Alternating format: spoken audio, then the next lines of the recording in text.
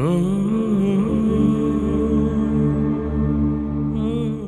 الله الرحمن الرحيم.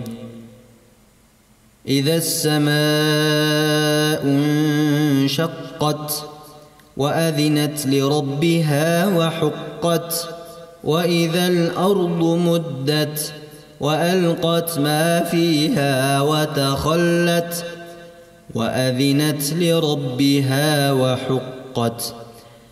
يا أيها الإنسان إنك كادح إلى ربك كدحا فملاقيه.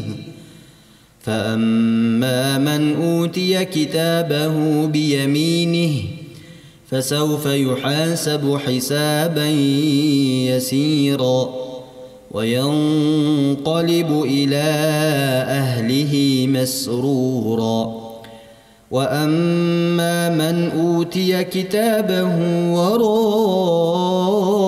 ظهره فسوف يدعو ثبورا ويصلى سعيرا إنه كان في أهله مسرورا إنه ظن أن لن يحور بلى إن ربه كان به بصيرا.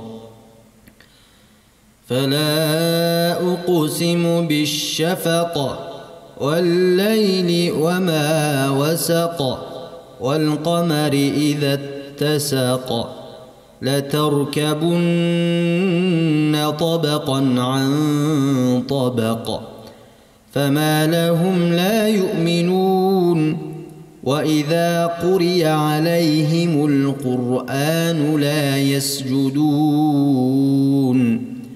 بل الذين كفروا يكذبون والله أعلم بما يوعون فبشرهم بعذاب أليم إلا الذين آمنوا وعملوا الصالحات لهم أجر غير ممنون.